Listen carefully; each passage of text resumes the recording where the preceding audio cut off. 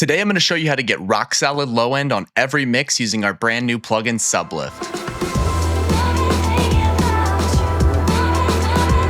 Welcome back to the MMS channel. I'm Isaiah Prather, and today I'm super excited to go over our brand new plugin Sublift with you. Before we get started with how to dial it in, I'm going to go over all of the settings so you know how to use it, and then we're going to go over how it sounds across a couple different elements of the mix. So first off, at the top of the plugin, you have the MMS logo, which allows you to get your license information, change the GUI size, all of that good stuff. Then we have the Delta button, which allows you to hear everything that you're doing within the plugin. This allows you to essentially hear only what the plugin is doing and not the original sound. This is perfect if you're dialing things in and just want to make sure that you're not going too overboard. Then you have your input and output meters at top left and right of the plugin. And then you have this internal meter, which shows you in the purple what you're adding to the track. And then the gray is the rest of the track. Below that, you have the mode, which allows you to choose from sub and lift mode. These are two different algorithms. Sub is a bit more pronounced for something like a kick drum or a tom that has a little bit more of a transient attack to it. And then you have lift, which is a bit more of a general low-end enhancement tool. This is a little bit more broadband and great for stuff like synths, guitars, bass,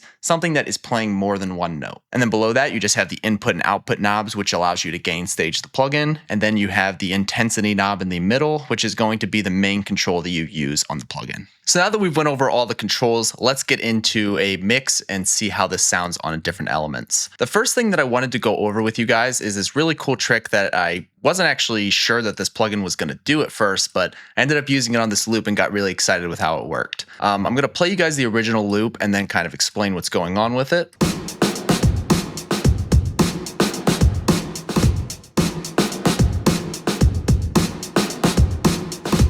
So as you can tell, it's a pretty cool loop, but obviously all those elements are baked in together, so I don't really have a lot of control over kick and snare volume, or if I want to push a little bit of EQ into just the kick or snare, I don't have as much control over something like that because I'm going to raise 400 hertz on something like the hi-hat as well when I do that. So to help improve the sound of this loop, I have two instances of Sublift pulled up, one that I'm going to be using to push the kick a little bit harder, and one that I'm going to be pushing the snare a little bit harder with.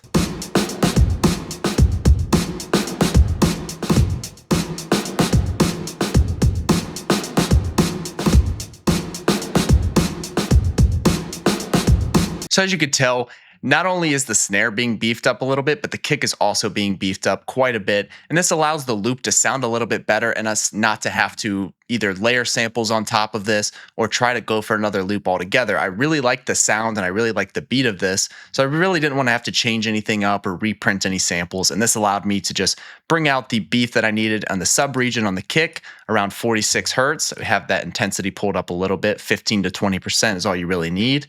And then on the snare, I have it set to lift mode, and we have it a little bit more in the snare region, about the deeper range of the snare, about 164 hertz. And I have that beefed up with 20% as well. And now I'll show you guys what that's doing to the track in solo with the Delta on, so you guys can kind of get an idea of the difference of what this is doing to the loop with these two instances.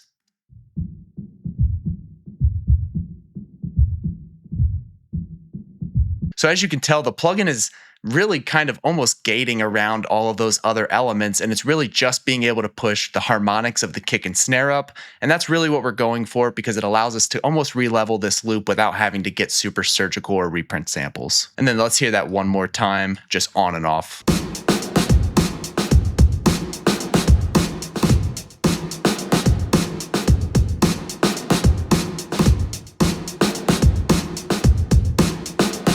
It sounds pretty good still, but you're really just losing all of that bottom end and the perceived low end. And what's nice about this plugin is as you push into it, it's not just EQing and adding 50 hertz and 164 hertz with an EQ.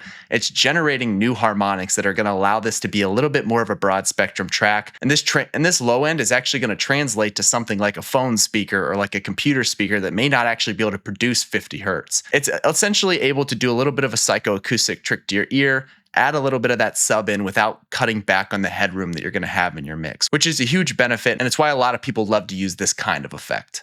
And then the next place that I'm actually using Sublift on the mix is going to be on the sub bass track. Now, I started off this track with two different sounds for the bass of my synths, and I have this little dark kind of re-space type synth that's just kind of droning off in the background, and I have a low sub octave that is just pretty much a sine wave.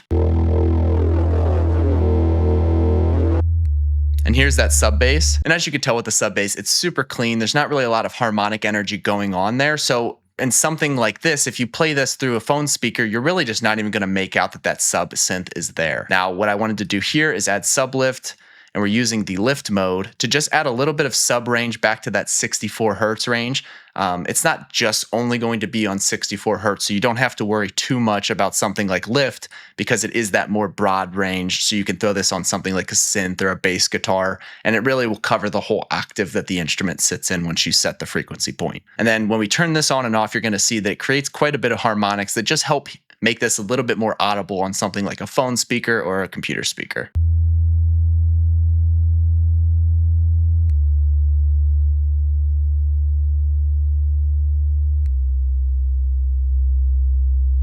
It just makes the low end a little bit more consistent now that there's a generated sine synth and it's creating all those extra harmonics up there. And then we can turn on the delta if you still want to be able to hear exactly what you're dialing in.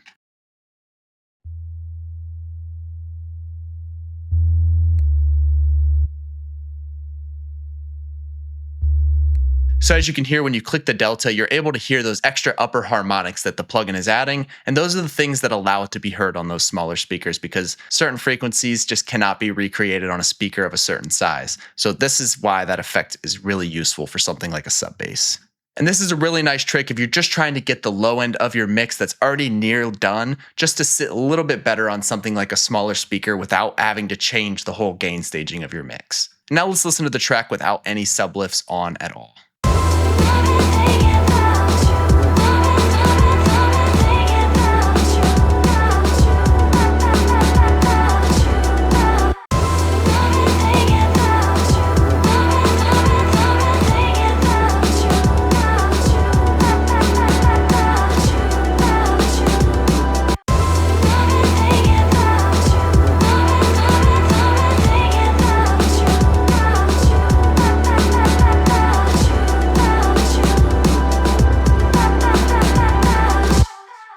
Thank you so much for watching this video. I hope it helped you find some new ways that you can use our brand new plugin Sublift. And as always, if you have any questions, be sure to leave them down below or go check out the free trial of the plugin for yourself, linked in the description below. Have a good one and happy songwriting.